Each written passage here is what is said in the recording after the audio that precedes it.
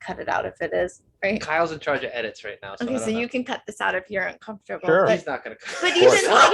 I don't like how you just go. no, but seriously, I mean, They say home is where the heart is, so I wonder why your motherfucker always feeling heartless. Welcome to episode 61 of Doubly Negative. As always, I'm Chris here with my friend Kyle. Kyle, how are you? A little sleepy, Chris. How you doing? Not as sleepy as I was yesterday when we were supposed to record and I fell asleep and left you hanging. But happy accident, you wanted to go back to bed anyway, so here we are. Apologies for that. I'm also in a much better mood today, so it probably worked out that we didn't record yesterday because I don't think I would have been very fun to listen to or talk to. I kind of wanted that though, because we were texting a little bit, and you definitely seemed down in the dumps, and I kind of wanted to talk to you like that. It's still carried over a bit, but my anxiety has been through the fucking roof lately. Yep. And it's over nothing in particular, but I am a nightmare to be around at the moment. Like just nitpicking everything. Like I feel terrible for Michelle, Kevin, Alondra. I mean, my anxiety has me nitpicking things sometimes, like regularly, but like the last couple of days, it's just been turned up to 100. What does that look like? Like, what's an example of that? Oh yeah, so like me nitpicking. I've said it multiple times before. I get really nervous with Ollie and things with and surrounding my dog. Even as can you close that door if you're not going to be in there? Like if just don't leave the bathroom door open because there's like cleaning supplies on the ground. Do you mind closing that door? And then like I'm thinking about it as I'm going to dinner, and like I'll text like, hey, did you close that door? Or like even with Michelle driving today, I'm like, hey, you're getting a little too close on the right. Like just nitpicking everything she does driving. And those things stuck out to me today specifically, but there's been multiple instances of me doing that. I mean, I can call her in here right now and she can explain a little bit. Probably a nightmare to be around right now. Would you mind calling her in? That'd be interesting. Michelle? Please hold. Yeah, but while I'm getting her on, I guess we can chat it up a little bit. Yeah, just anxiety. And another thing I mentioned to you was, I don't know if you felt this too ever in the past, just feeling like everybody hates you. And that could have to do with my heightened anxiety, which I kind of connected the dots today. Probably, yeah. Just like, I asked a bunch of people to go disc golf and everyone said they couldn't. And maybe just no one wants to hang around me. Maybe I'm just very alone. And I think I thought of it today a little further, and I was thinking that's from the anxiety. Can you notice anything that occurred in your life when it started to start? When it's started? No, I don't think there was anything in particular. It's just me being more anxious. There's nothing that triggered it. And that's the most annoying part. At least if I knew what triggered it, I could point to that and say, okay, because honestly, everything else is going fantastic right now besides me mentally being a nervous wreck. Man, I think we got a lot to talk about too, because what you just said there, I can relate to too. Feeling something uncomfortable and not being able to tell why or where it came from. It's the worst feeling because we're both inquisitive people. We want to know what's causing this. We think about a little too much. I think our special guest is here. Hey, honey. Yay. I would like to speak with you. I couldn't tell if you were calling me or I was. Here you go. Hello. Hello, how you? I'm good. How are you? Good. So, thank you for coming on. Sure. Chris was explaining a little bit about how he's been annoying recently because of his anxiety. He's saying he's nitpicking things, and he said Michelle would be able to give you a ton of examples. And I said, well, I'd love to hear them. Okay. I already brought up like the driving and just me with Ollie, but the past couple of days I've been I should probably talk here. The past couple of days I've been very on edge and like annoying. Yeah, not to put you on the spot, but if you can, Yeah, if you can think of a couple things. I wouldn't say it's annoying. It's just very like apparent that you're just struggling the last couple days. You say that with a smile on your face. No, I mean just like he can't kind of like get out of his own way is kind of my interpretation of it. Why are you laughing? Because the way you're told me standing. you're taking the chair. Okay. But I mean, even like I brought up driving already. The restaurant. yeah, I mean, but you're always commenting on my driving. Here we go. So that's not Is your driving comment worthy? yeah, I mean it's not the best, but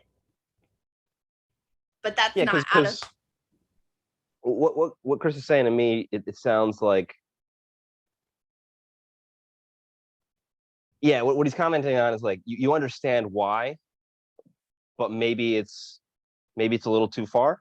I just don't know why it's so heightened the last couple of days. I mean, So it's not always been like, yeah. Yeah, I mean, even yesterday, as far as, I mean, you asked, can I say that? I don't know what you're gonna say, but go ahead. I don't know. He asked like 15 people to go disc golfing yesterday. I already said 15? 15. I don't know if it was actually 15. It was a lot though. That's what you said. I was guessing. 15. And I guess nobody could go disc golfing. So then he started like internalizing, like, why does nobody want to hang out with me? And I was like, I want to hang out with you. And then his reaction to that was, you're even going out tonight. Like there was nobody around. I mean, also I could say this if you're not going to get angry with me. You can cut it out if it is, right? Kyle's in charge of edits right now. Okay, so you can cut this out if you're uncomfortable. Sure. He's not gonna cut. But even like, stop! I don't want Oh, what? no, but seriously, I mean, even sexually yesterday. Here we go. But it's Oh, okay. Yep, it's please. a real thing. He like was in his head, and like his head was not in it, so he wasn't able to finish because of it. And let them know how rare it is that happens. Yeah, that's not typical. Yeah, usually he's too quick. I was waiting for you to say something like that. I've been there myself. It's nothing to worry about. Yeah, so I mean, just like, and then like he said with Ollie, I mean, our roommate was trying to put in this bidet. We got him on the bidet train. And The Good. water was leaking. There was like cleaning products, I guess, out, and all day he was talking about how hungry he was. He couldn't wait for us to go out to eat, but then this was going on and he didn't want to leave the house because he was worried that Ollie was going to get into something. Right. Okay.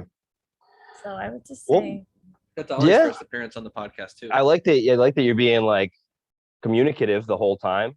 You're kind of talking to each other. So that's great. yeah. But I mean, I even said to him today, like, is there something I can do to calm your anxiety or make you feel better?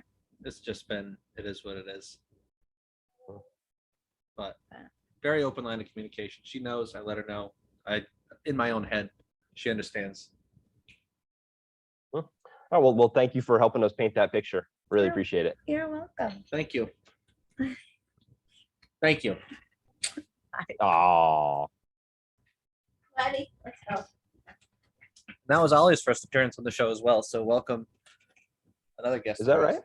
Yeah, he's been in the background barking, but as far as Many times, almost constantly. yeah, almost every single time. But now you get to see his face for those who are watching on YouTube. Yeah, man, I've also been through a little bit of a rougher patch than usual. And I don't know, maybe it's because you guys are farther along in your relationship, and I don't live with Tika, but I'm not as good at communicating my feelings.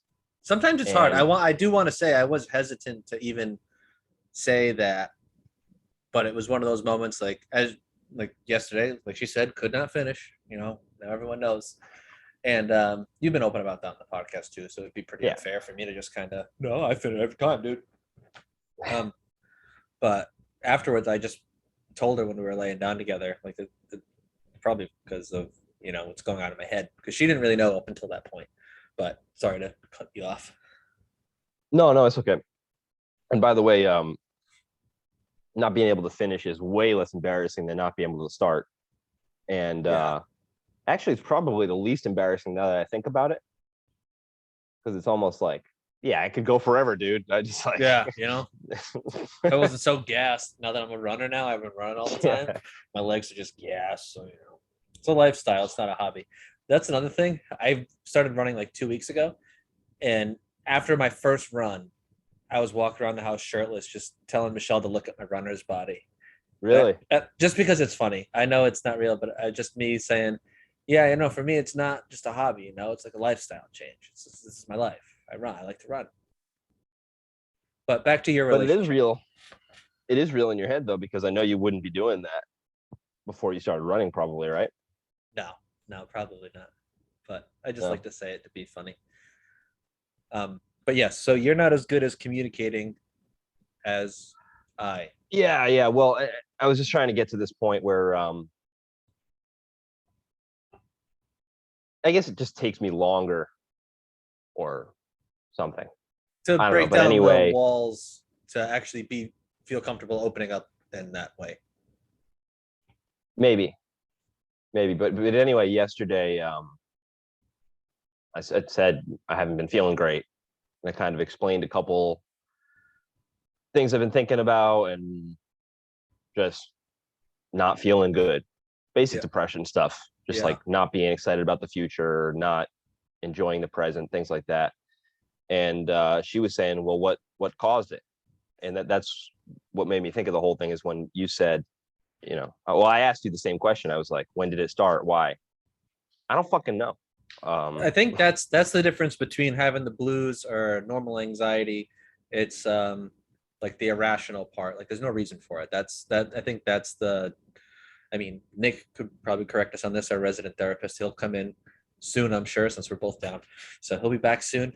We need you, Nick. But he'd probably correct me here if I'm wrong. But that's probably the difference between, like I was saying, the blues are, hey, I'm nervous to do this presentation, and having actual anxiety and depression is the irrationality behind it and no cause for it, I guess. Yeah. And yeah, maybe there is a cause, but even if there is a singular cause, it becomes really difficult to find because of the entire way that it distorts your perception. And that's what I was trying to explain to Tika. I was saying, like, my entire way of looking at the world and life is different now. So anything I think about, whether it's my friends or work or the gym or the place I live in, anything, I think negatively.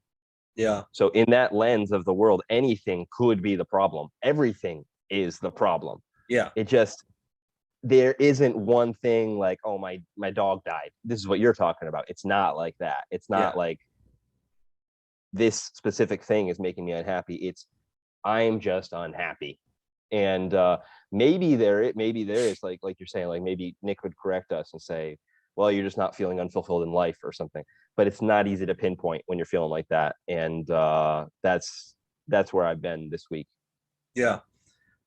So to kind of piggyback off of the you're not feeling like fulfilled in life, I've been telling you, like we've been talking, I'm actually like doing well on like diet, exercise, like overall, like my body's feeling better. I'm doing the right things to feel better. And that's still happening. Like I feel fulfilled pretty much everywhere in my life at the moment. So I don't think it's a lack of fulfillment thing. You see that? You stutter and prick. It's not like a lack of fulfillment for me. Because everywhere else, I feel like I'm making good progress. I'm down 10 pounds. 10 pounds, really? Probably just mostly water weight, but that's fine with me. It's a start. Yeah, that's great. Yeah. Nice work, man. Yeah. So I'm doing the things I'm supposed to be doing. Just anxiety sometimes comes and goes, and that's, same thing with your depression. There's no way to stop it. It's gonna come back. You look at it, you're not like, oh, I beat depression. I'm done being sad. I'm good now. Like I know what to do. No matter how many times you go through one of these phases, it's still so hard to handle when that phase comes back. Which is the really fucked up part about it. We've dealt with it so many times, different phases of depression, anxiety, and every single time we know we get out of it eventually. Mm-hmm. That's got to be the worst part of it. Yep. Knowing it just feels familiar and new all at the same time. Yeah. Like, yeah, it's just unexplainable.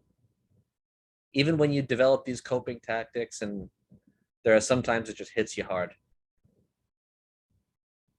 Yeah, and it's not similar to anything else in that. So you're saying you know you're going to get out of it, you know it's going to end. On some level you do, and on some level you don't, because it really doesn't feel like it. Yeah, there is that level. I shouldn't speak for anyone else, but no, there is that level sometimes of uncertainty.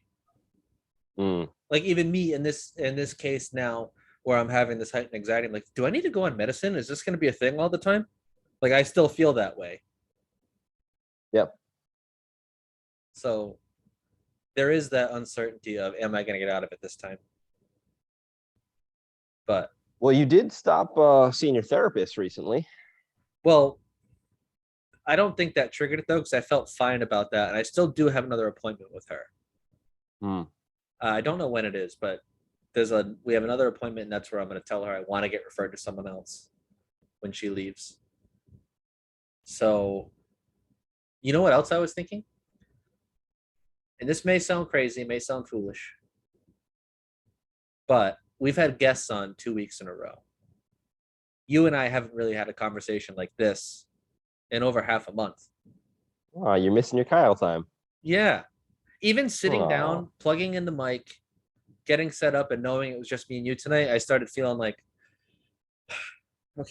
You can breathe for the first time in 2 weeks. I honestly felt like I had like I feel the same. I know what you're saying. Yeah. I had like a feeling of all right, I get to just let it out. Me and Kyle are gonna chat, and it's just us. That's nice. Yeah. Love having guests, but I like these conversations with just us more. Me too, man. I had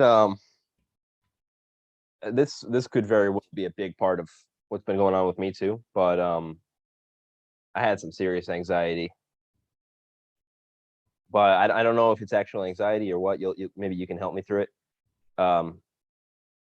Yesterday I was Googling hospitals, things like heart attacks, lung cancer, things like that. Yeah. And so basically what was going on was, well, still actually started to get this chest tightness right about here. Yeah. And it's a little bit harder to take really deep breaths. And been about a week. I told Tika about it, and the she's anxiety like, about it is definitely not helping the breathing. I'll tell you that. Mm-hmm. Yeah. I told Tika about it. She's like, it's just breathe deeper. It's like, well, I don't know how you guys deal with things in Indonesia, but in America we Google, and then we cry. When you see chest tightness, says see a physician immediately. I don't know. I can't speak to all Americans, but that scares the shit out of me. I feel like a lot of people have this this problem. You kind of Google your way into a panic attack. Yeah. That's a very common thing. I know, because even when I was like bringing something up with my therapist about my hernia, I was like, well, I Googled, and I was doing some research. She goes, don't Google. Please don't Google. Because she probably gets told that a lot. Like, oh, I Googled it. I definitely have cancer.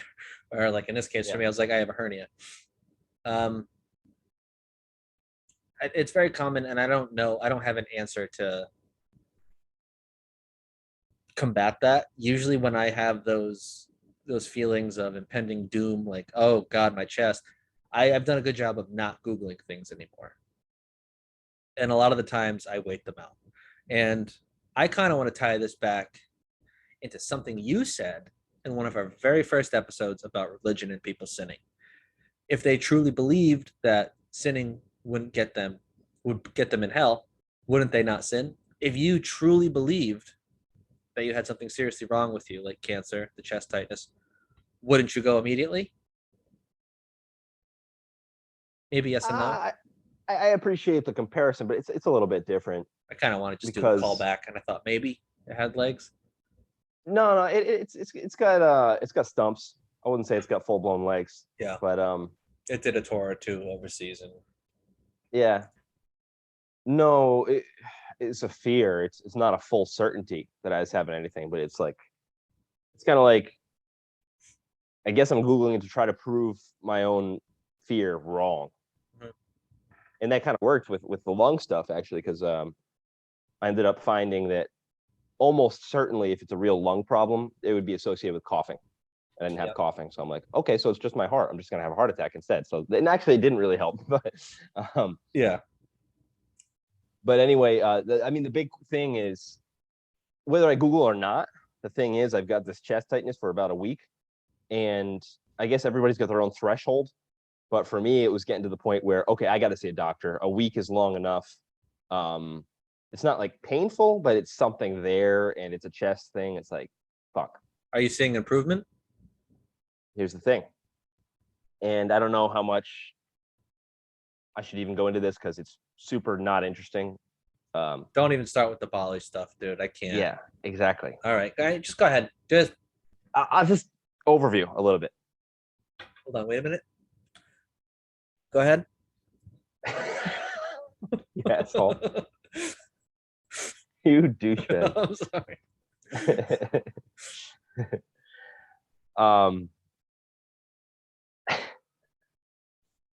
For those of you not watching on YouTube, I took my headphones off, so I wouldn't be able to hear Kyle. Well, actually, so Tika's been a lot more boring in the last few months because she's gotten into these Balinese healing things. Eat, pray, love, say what you will, but Live, laugh, ugh. one of them is this old woman. Well, she's not that old. She's not that old at all. She's older than us, but she gives massages in this different kind of way. I don't know. I guess it's kind of like acupressure. Yeah. But she does this. She'll kind of rub your arms, and it's strange. It hurts like hell, even though she's not doing much. If you've got some sort of issue there, like for example, I broke both my ankles at different parts of my life. And when she touches parts of my ankles, they hurt really bad at first.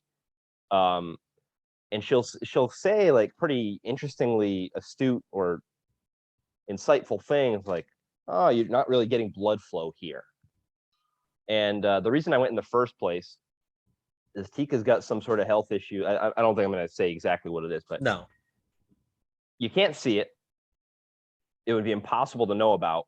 But the lady touched a different part of her body and said, "You've got this health issue," right? And Tika's like, "How the fuck did you know that?" She's not even touching the same part of the body. Yeah. And I wish I was there to see it because this is one of those things that if somebody else said, I wouldn't believe it. But Tika told it to me. She's got no reason to lie. Yeah. And it's just pretty amazing. So I'm skeptical in nature, but I'm like willing to believe that. And I don't know. Anyway, the long and short of it is that I've been going to this lady and she does the chest area. And I kind of forgot about that. But like when I thought about when it started, it was after we started seeing her. And I've been going with Tika and our friend Jenny. Jenny also had the chest tightness. We went yesterday and we saw Jenny and I told Jenny I was having the thing and she's like, "Oh yeah, me too." And then we ended up talking to the lady and she said, "That's very common. It's going to last about 10 days. Almost everybody gets it." From doing this type of. Yes. Well, that's good. That's got to be. Did hearing that kind of put your fears aside, or is the bad wolf in you wanting to go over and be like, no, this is really what it is? Almost totally put my fears to rest. The fact that Jenny's having it, she's like 22. And the fact that the lady said it, almost totally put my fears to rest. There's still a little part of me that's like, I don't know, it's chest tightness. You're supposed to go get it looked at. But yeah, that was hugely relieving. I've had stuff like Put my that mind at too rest. before with like chest tightness, and I'm thinking like, oh, what the hell could this be from? Is this internal or is this soreness? Like, because it's hard to differentiate if it's soreness in the muscles or internal. And that Googling yourself to a panic attack literally never helps. Yeah, man. Yeah. And yeah, it sucked. It sucked. And there's really not much you can do about it except go see a doctor if you're scared enough about it. And whenever you have something like that you're feeling constantly, for me anyway, it kind of, how can I not think about it if I'm feeling it in that moment? And especially when you're doing the thing you need to do to survive, breathe, that's affected. Exactly. How do you exactly? You don't ignore that. And it was worse when I was laying down. It still is a little bit, but so I'm just laying in bed, looking at my phone or something, and I'm trying not to think about it, but it's always there. Like, fuck, I'm gonna die. Yeah. Dude, it's like with COVID when they were like, yeah, if you can't hold your breath for this amount of time, there's a chance you have COVID. So I'd just be in my car and be like, yeah, I'm good. I don't have it, dude. I just held it for 15 seconds, dude. I don't have COVID. Was that the amount of time? I don't remember. I think it might have been 30, something like that. But yeah, that's never fun. So let's go back to you frantically inviting people to play disc golf. I want to know how low you got down on the totem pole of were you inviting people that you like normally would never even want to see just because you're kind of freaking out? No, I was inviting people that don't even play disc golf. Okay. I invited Griff. Yeah. He doesn't play disc golf. I messaged him. By the way, didn't answer. Griff, I know you listen. What I said in our chat is true. By the way, didn't answer. Yeah. But Friday 2:46. You want to go disc golfing? I've got extra discs you can use. No answer. Friday 5:19. So a little less than 3 hours later, I sent, "You're dead to me."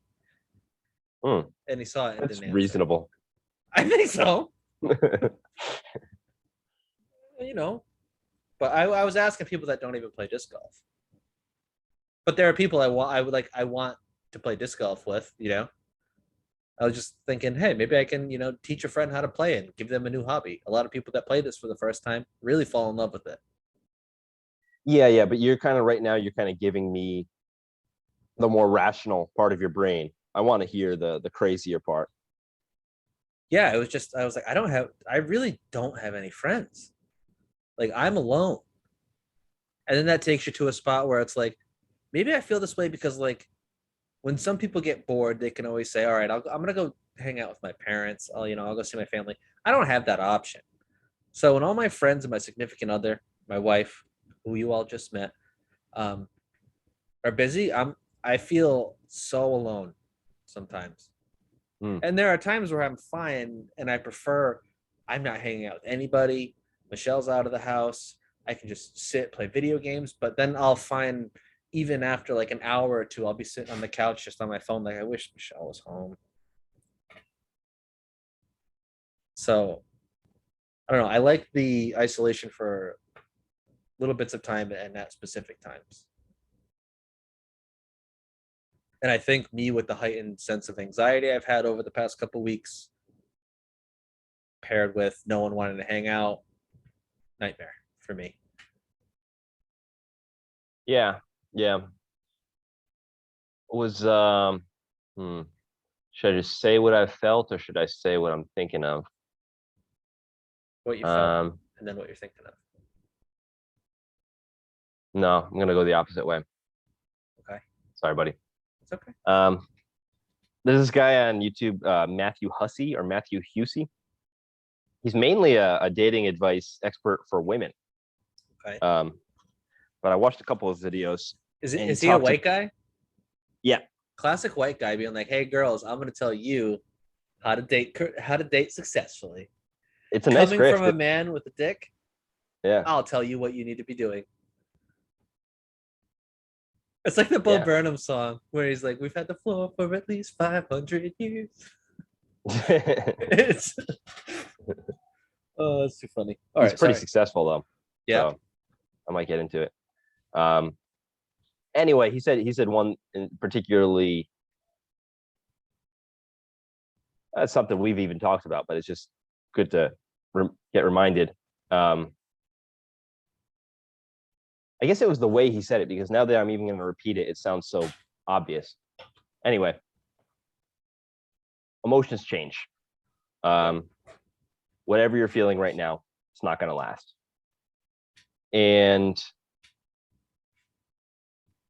that's, I think, what we've been talking about for a lot of this conversation, this podcast. And what you're having right there when you're kind of freaking out about not having friends, that's just like an attack of some specifically,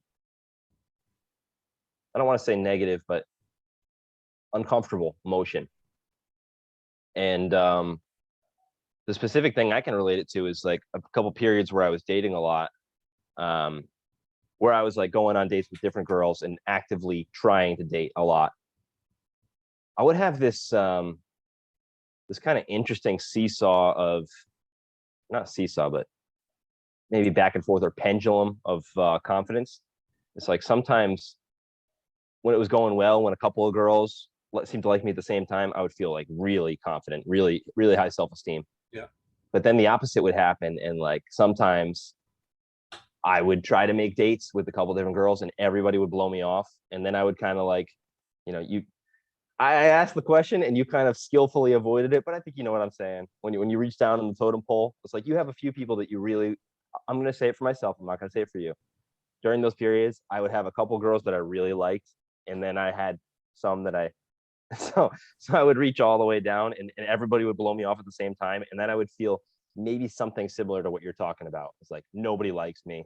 Well, I can relate that to when, I feel so lonely. Yeah. And it just came down to this feeling of loneliness. I just felt so lonely.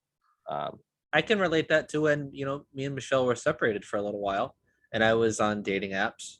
There were times where I was like, I'm not interested, but I don't want to be alone right now. I don't want to and then when all the options you have to not be alone are taken away and you're just left with alone, it sucks. Friend-wise, dating-wise, it's, like you said, uncomfortable. You can't help that you're alone right now.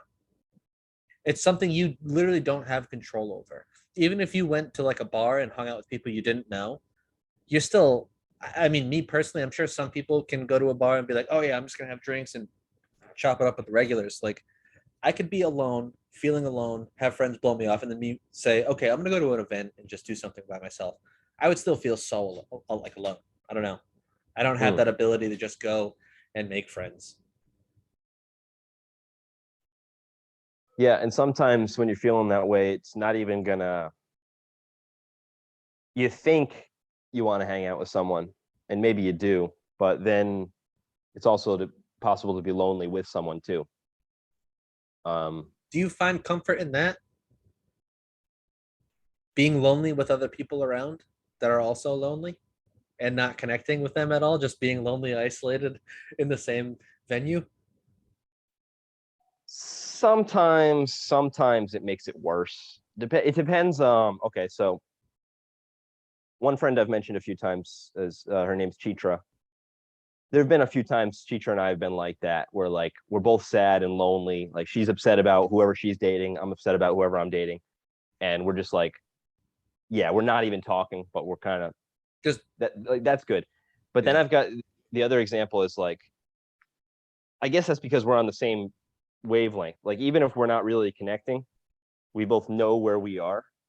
The other way is like if you've got someone who's doesn't realize what you're feeling, and they're still trying to talk to you, they still think that you're connecting, and that makes me feel even more lonely because I've got someone who's trying to connect me, who's trying to make me feel less lonely, and it's just making it worse because they have no idea what I'm feeling and thinking right now. Does that make sense? Yeah, but in that scenario with teacher, like you have the understanding of why you're both feeling that way because you've had conversations about it, and you might even talk about it a little bit like when you get together, and you're just comfortable being there with someone also being upset, and just knowing, okay, they know, I know, and then you realize you're not alone. You're with someone else that's also going through something. You know what I mean? Yeah, well, I guess that's the point, is there's different levels or shades of color to the feeling of loneliness. Yeah. And at the very base level is I'm alone in this room right now. At the highest level, it's here's all my friends. Here's the person I love. Here's my family who I love. And none of them actually understand what I'm feeling right now. Okay. I get you now. Yeah, I get you. So I feel that highest one sometimes. And when I'm feeling that, like hanging out with somebody is usually not going to help. And I kind of avoid it sometimes in that mood. Yeah, I feel like it just turns into a hangout that turns into just shit. You don't even want to be there. Yeah. It just turns into a, yeah, I'm tired. Yeah, it's getting late. You had no. Yeah, exactly. Yeah, just because you think it's a good idea to help you get you out of your funk, and it just does not. Exactly. Yes. And I'll say yes to things sometimes in that state. And this is actually an interesting thing for me anyway, because I haven't figured it out yet at all. Sometimes I'll say yes to those things. One, because I don't want to feel bad for saying no. Yeah. And two, because I think maybe it's good for me. Maybe if I go out, I'll get into a better mood. And I think sometimes that does happen. But anyway, the way I'm remembering right now is most of the time it doesn't. And I even before I go out, I can kind of picture myself. Maybe it's self-fulfilling prophecy. I don't know. But I can kind of say, this is what's going to happen. I'm going to be there and I'm going to feel like this and it's going to suck. And then exactly that happens. And I regret going so much. So I don't even know. That's kind of something I'm wrestling with now. It's like when I'm feeling like that, should I just say no if I want to, or should I try to push myself sometimes, depending? I have no idea. I think it is important to push yourself sometimes, but I also think it's important on the other side for you to sit and stew with it with yourself. I think it all depends on how close you are to pulling yourself out of that funk. If you're deep down in the dumps and you think, oh, I should go out, it's going to help me. But if you're feeling like that low, so I guess what I'm trying to say is having an understanding of, how far away from feeling okay are you? If you're low and you think I could be pulled out of this, you're not at like ground zero. Try to go out. But, if you're feeling so terrible, it's not a bad thing to say no to going out, because sometimes that just makes it worse. Like you said, you go and it sucks. So the first step to doing something like that is being able to recognize how far away from feeling good are you. I think you're right. Yeah. This whole talk, what you were just saying, it kind of reminded me of that. Who's that guy you like? Ryan Holiday? Is that it? No, Ryan Long? Maybe. He says very offensive stuff. Well, it was like men's self-improvement and then women's like oh yeah, it self-acceptance. was Ryan Long. Yeah, that's what it kind of reminds me of. My assistant's attending my mom's funeral as we speak. Where you see loss, I see opportunity. I'm selling mugs outside the funeral. Yeah. My esthetician rear-ended someone 2 months ago, and I've had to take a break since. Exactly. Yeah, exactly. Because what you said was the advice you kind of just gave was kind of like sweetly in the middle. I'm Chrissy in the middle, dude. You are Chrissy, middle Chris. Yeah. It's like, yeah. Sometimes no, sometimes yes. That's yeah, and it's got to be right. If you think about it, it's got to be right, because emotions are so fluid. Yeah, and what I was kind of trying to describe to you, I think you're right, because I think the times when I was doing that exercise, when I'm saying, okay, I'm supposed to go to this place and be around these people, but I know it's going to be like this. Those were the times when I was at ground zero, so to speak. Yeah. And then there's the other times when you're not, you want to say no, but it's possible. And yeah, you're right. There's a difference. Yeah. I mean, it's not easy to, I feel like it's one of the more difficult things about depression or anxiety is knowing how close you are to being, I don't want to say normal, but back to feeling how you want to feel. Understanding where you are on that totem pole of super anxious, super depressed, or maybe I should go down here. Super anxious, super depressed, or anxious and depressed. And this is the good spot where you're feeling okay and you're here. Going out might give me that push. But if you're here, chances are the most it's going to push you up to is here. Doing a lot of visuals for the people on YouTube right now. So you might want to tune into the YouTube channel. I think it's pretty obvious what you're doing, but yeah. Hands are all over the place. I'm making a scale. Yes. Yeah, and what's really frustrating, well, I just thought of this.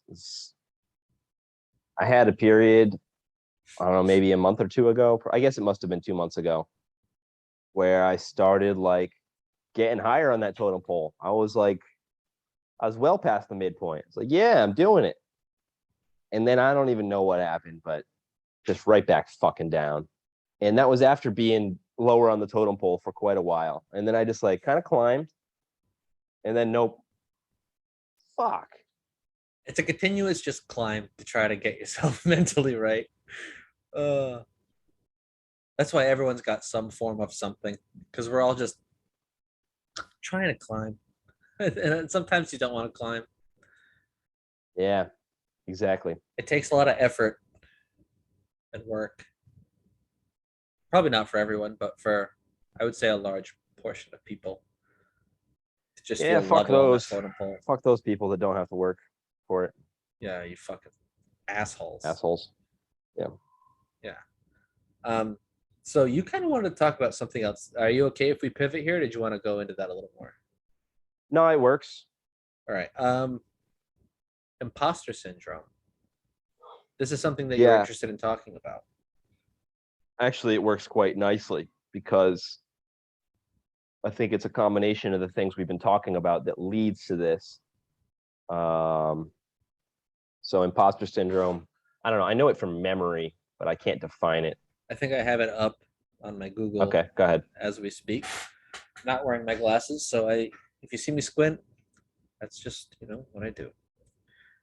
Imposter syndrome, also called perceived fraudulence, involves feelings of self-doubt and personal incompetence that persist despite your education, experience, and accomplishments. To counter these feelings, you might end up working harder and holding yourself to even higher standards. That's the first definition on Google. Yeah. So you could have this in any job or any situation. For example, you could be like an extremely skilled surgeon, but you could just have these feelings that I suck. I don't know what I'm doing here. They shouldn't be letting me operate. And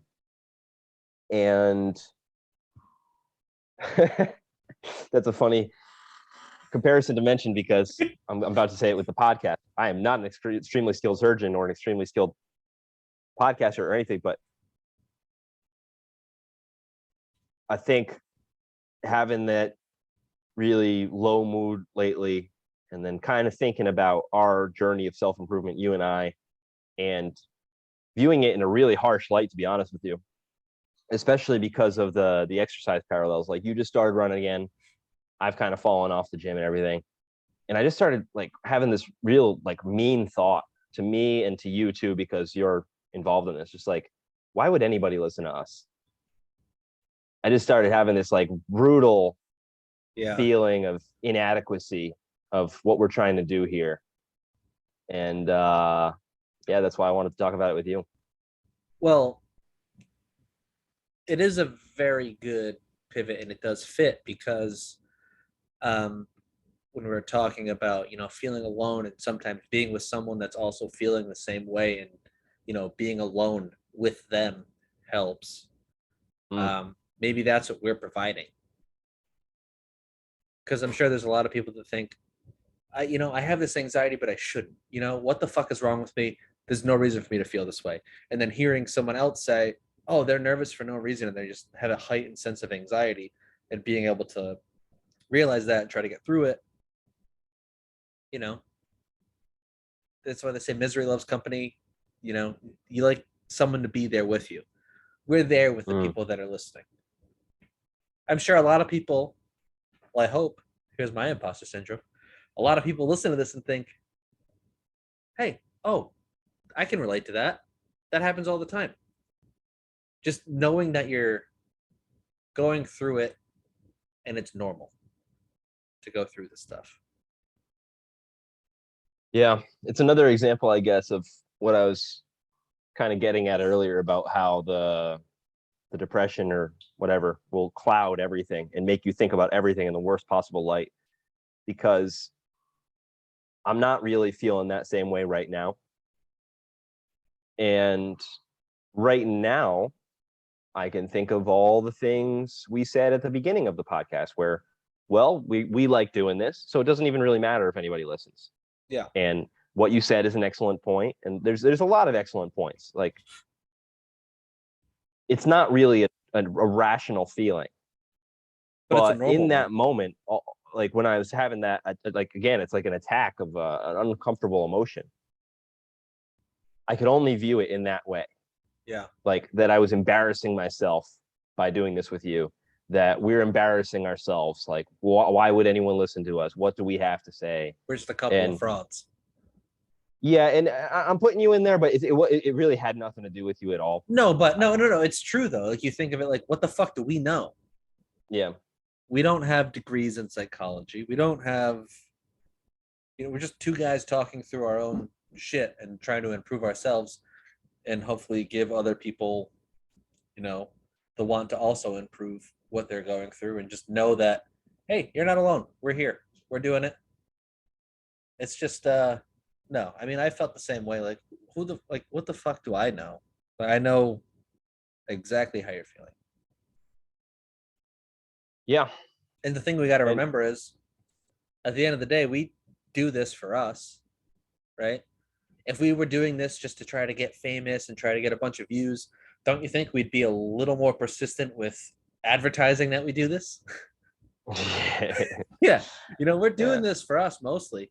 And like I said earlier, like, me getting ready to sit down and have this conversation with just you had me feeling like you can almost feel the physical weight come off my chest. Like, everything's good now. We do this more for us than we do for any of you fuckers listening. So we appreciate that you listen. We want you to get something out of it. But we started this to really have these conversations and kind of work through our own thoughts. And if we're able to help anyone else work through their own thoughts, or, feel like they're not alone, that's just a massive plus for us. So that's kind of the light you have to look at it, to not get that feeling that we're frauds. And if you think we're frauds, fuck you. You don't have to listen. Right? Yeah, I feel the same, Dr. man. Drew. Yeah, I feel the same. And especially, I think you hit on something that it's true for me too, that we had guests the last 2 weeks. It's just, it's different. It's great, but it's different. Yeah. And when we do stuff like that, as much as we love talking to other people, it's interesting. We learn stuff. We do it to spice it up for the people listening. So it's kind of like we're taking away that element of what we're doing typically, which is for us. This kind of recorded therapy session that we put on the internet. Mm-hmm.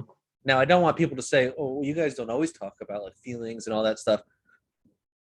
Yeah, that is true. So it's not always like a mental health podcast. Sometimes we'll go off on other shit, but at the end of the day, it's our podcast and we talk about what we want to. And, when we talk about stuff like this, it feels good. And we're just doing what we want, which further proves the point of us doing this for ourselves, selfishly.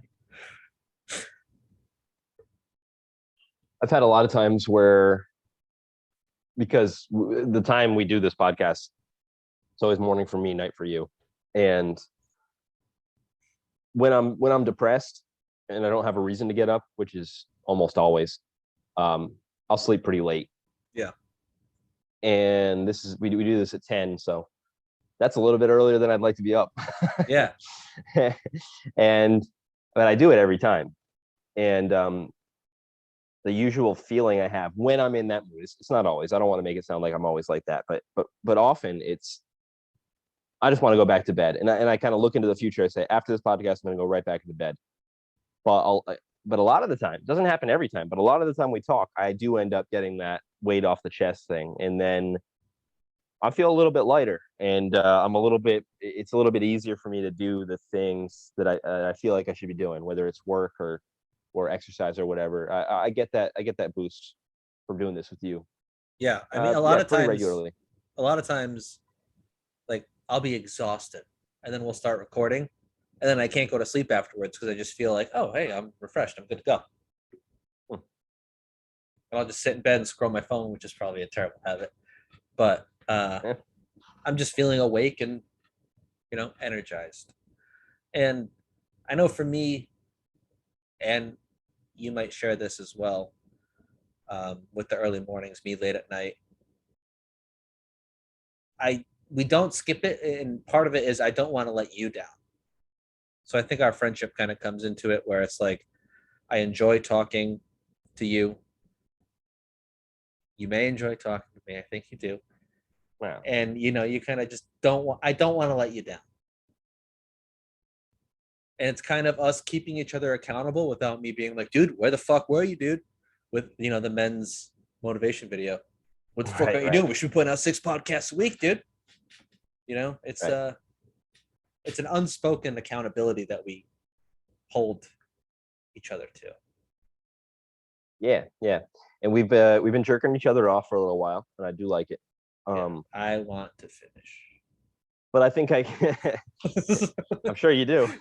You said, you fucking asshole. I did today. Okay. Boom.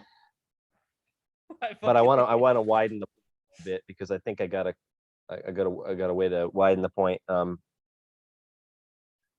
Because especially with what we talked with Nick about and what I talked about on the earlier podcast about my attachment issue, which largely goes in with difficulty sharing my feelings. I have noticed lately that it helps a lot.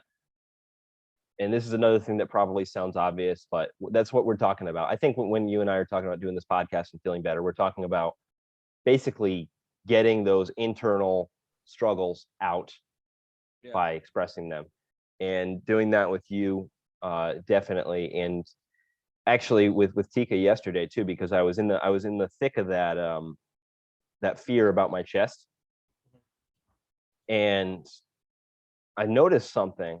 I kind of told her how I was feeling, and I was telling her I haven't been feeling great lately. I even cried a little bit, which is very rare for me. Yeah. And she was just listening. She's really supportive and great for that. But anyway, after just kind of telling her that I wasn't feeling great, that feeling in my chest was still there, but it was lessened. Yeah. Like significantly. And it had to make me think, like, how much of that was psychological and how much of it's real. It's definitely real, but there's also a psychological component factor to it. Yeah. Because there are times like I'm an avid weed smoker, and sometimes I'll be like, oh, my knee is killing me. And then like I'll smoke some weed and I'll just kind of chill out and watch something, and I forget that my knee hurts. And then I go, oh, my knee's stuck. Oh shit, it hurts again. Oh fuck. Okay, there it is. So just kind of releasing your mind of the stress, because a lot of things are psychological and you can enhance them. And sometimes you can make them, less apparent if you really put your mind to it, I feel. But a lot of the times, if you just kind of not focus, like hyper focus on it, which is hard with pain, obviously, in this case, but you can kind of just let it drift away to sea. Well, in this specific instance I'm talking about, when you've got that internal struggle or confusion or whatever it is, letting it out in some way, and specifically talking to people. I've been kind of trying that more lately, and I think I don't know if it's been helping overall, but I can say that in that moment it always helps. Whenever I because whatever my feelings are, they're usually difficult to express, and I'm afraid of hurting people, all these different things. And I'm worried I don't want to do it. But then I do it, and it's never like that. It's always good. And I've also been thinking lately, like, I should just start writing about this more, because that's what I was doing in the past, and I just haven't been. But anyway, that's, I guess, we were talking very myopically, maybe. I don't know, but we were talking very focused in on you and me. And I just wanted to kind of zoom it out a little bit and say, I think a lot of people can probably relate, where they've got this thing they're thinking about, and just talking about it with somebody, a therapist maybe, but just somebody, a friend, it usually helps. Usually. Here's another thing that's crazy. Pretty much you have a 100% success rate in talking it out and it feeling better afterwards, but you still kind of have walls up where you're not sure if you want to talk about it, even though in your head it works most of the time, if not all the time. Yep. So I think that's an important thing to keep in your head going forward, especially with how, we discussed attachment styles last episode, where you kind of like to push people away and be alone, and then you pull back. When you're in that feeling of alone time, just remember, how you feel after you talk these things out. Well, that's the biggest bitch about all this stuff we're talking about that really just pisses me off sometimes, man. Dude, and I've expressed because it sometimes in the podcast. It's like, I got this nature, this set point for what I want to do and what I want to think. And I've learned all of these coping mechanisms, these self-improvement strategies, etc. But it feels like I'm just fighting my nature. And sometimes it gets easier when you start building the habit, or when you get some momentum or whatever.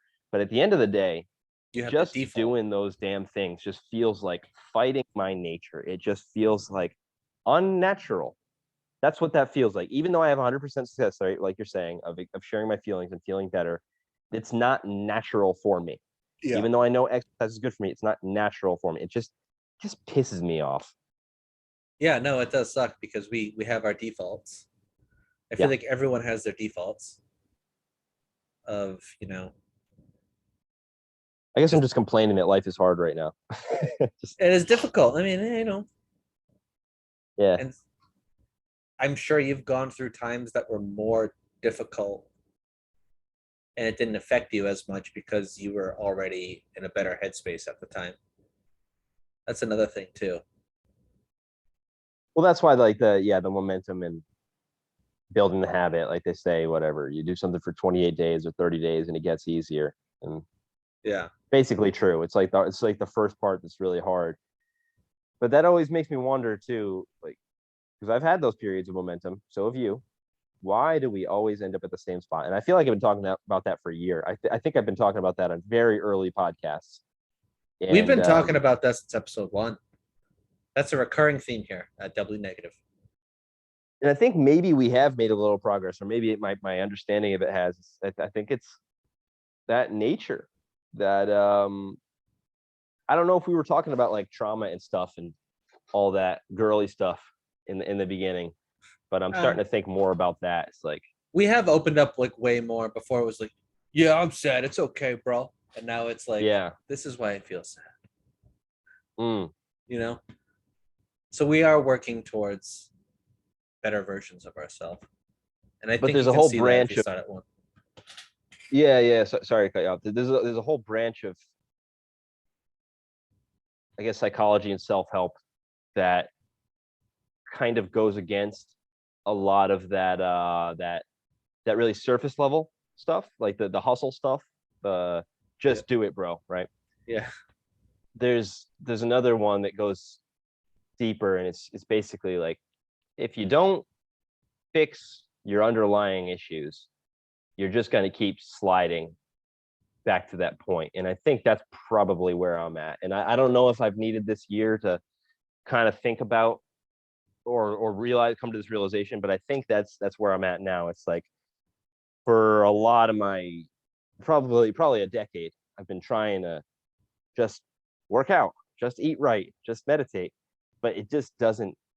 I always backslide, and I don't even know if it's possible to get to the underlying issue, but that's probably the next step. I probably gotta start working on that bullshit. Yeah. I'm trying to find like a good comparison, like with the backslide where you make all this progress and then all of a sudden you're like, back here. It's like when you're leaving the home.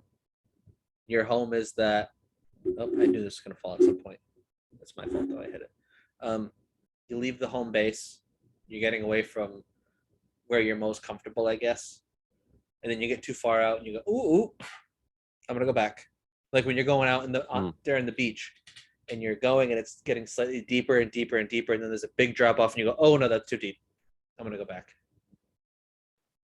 It's just something we're not comfortable with. So maybe my advice to us is to dive in. Yeah, it's deep, but you can handle it there still. It's a little deeper than you're comfortable with, but you can handle it. You're a big boy. Just do it, bro. You'd think so, but I mean, that's kind of what I'm talking about. It's like, look at just. It's the anxiety and depression reeling us back in. But doesn't that say something? Doesn't that just make you think? I mean, I don't want to bring you down. You've been running for a couple weeks now, right?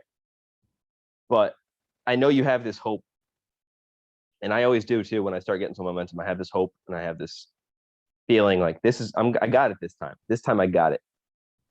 But they say the definition of insanity is doing the same thing over and over and expecting different results. It's kind of where I'm at now. It's like, how many fucking times have I tried? It's got to be hundreds. Yeah. There's something stopping me, and whether it's what you're talking about right there, and I think you're probably onto something, but it's a little bit the solution has got to be a little bit more complex than saying just dive in, right? It's like that's not gonna. No, yeah, that's a very like just do it, bro. That's the stuff we're talking about. Exactly. So it's one of those things where you said, insanity is doing the same thing over and over again and getting the same thing, but expecting different results, but you're doing the same thing. Yes. So say you were to stop going for those results, like what are you doing? Like what are you living for? You're taking a shot and going for it, and you're doing the things that you know are right to do. You go back, but there are times where you go for longer, or there's times where you really don't fall into that habit of let's keep going and doing it. I mean, Nick talks about that self-fulfillment all the time when he comes on with us. You take away that want for self-fulfillment, you're not, what are you doing?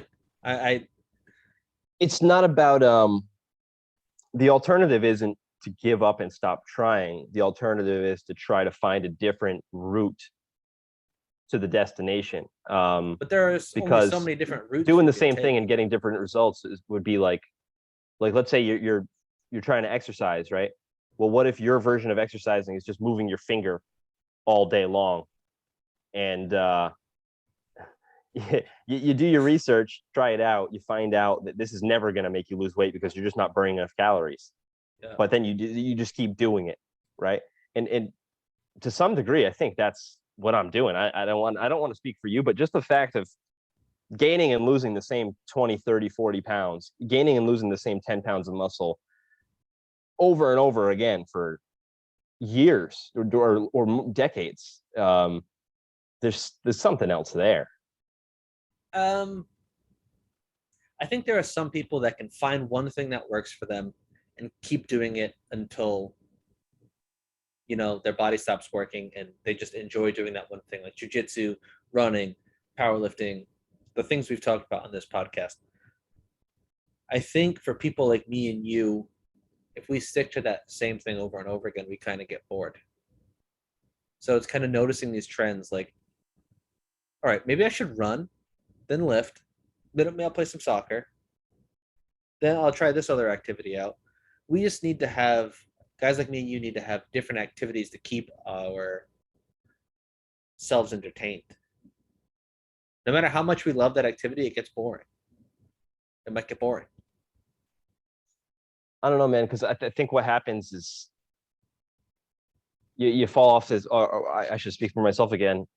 At some point, I fall off this cliff where nothing would keep me entertained, and that's what brings me back to ground zero. That's that depression. Right. Bringing you back in. Right. So in that moment, finding some new form of exercise would Not not interested. work. Not interested. You just don't. Exactly. Do it. I guess that's the answer everyone's trying to figure out that has depression. If someone had the answer to how to combat that, no one would be depressed. Well, I think I might start going deeper into this eat, pray, love stuff. And you know what? I wanted to say this earlier. You were skeptical about it, but you're trying it out. I think that's something people need to do more often, rather than shit on something and poo-poo it and say that's boring or uninteresting, or that seems like a crock of shit. Give it a shot. See if it's a crock of shit. Because a lot of people put judgment on something based off of what someone else says or what they read online. You try it for yourself. You come to your own conclusions. So I kind of want to draw that to religion for a second.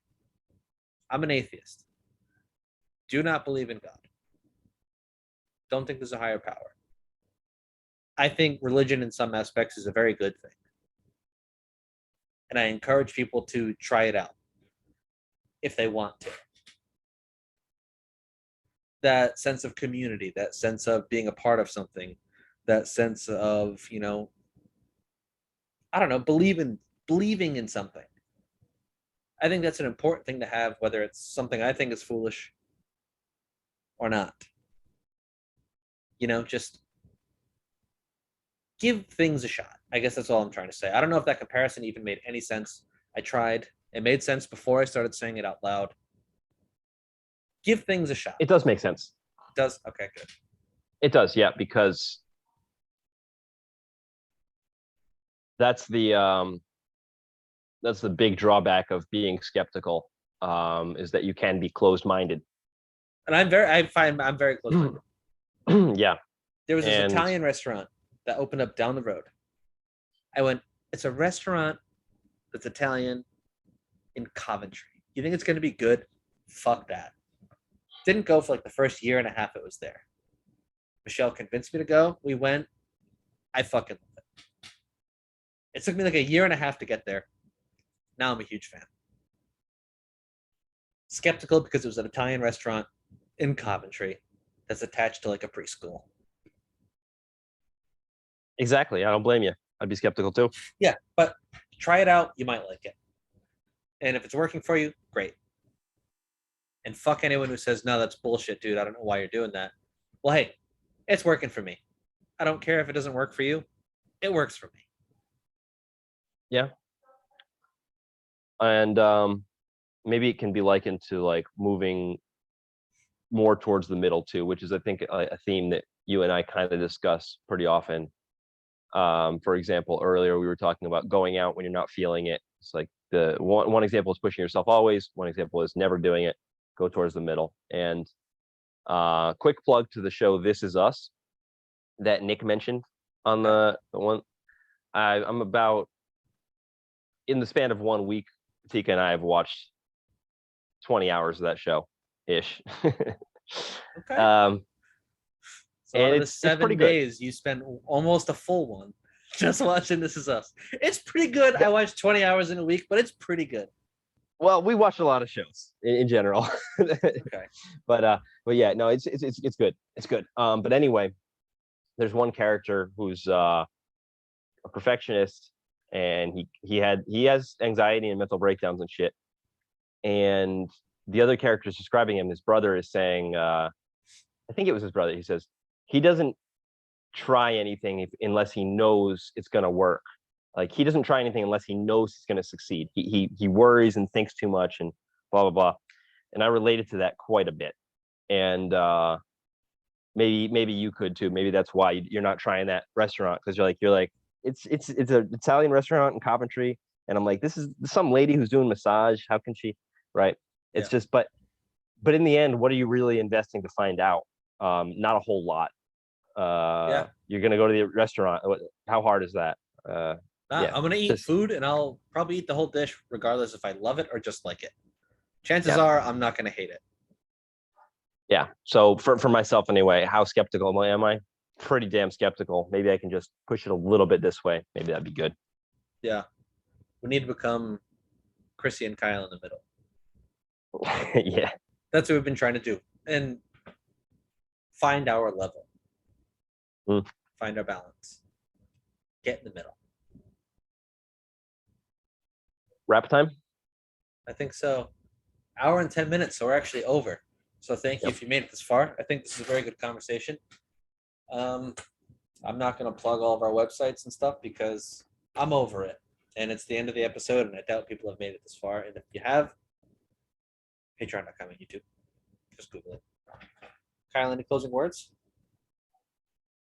No. I thought you had something juicy. I almost did. I was gonna say something about the listeners or something like imposter syndrome, something like thank you, or I don't know. No. Everyone message Kyle and tell him he's good at what he does, because I think he's good. He's not going to believe me if I say it. So everyone DM right. Kyle. KyleCastXC should be doubly Kyle on, because KyleCast is dead. But yeah, you're not a fraud. You too, Chris. Thank you. You are also too.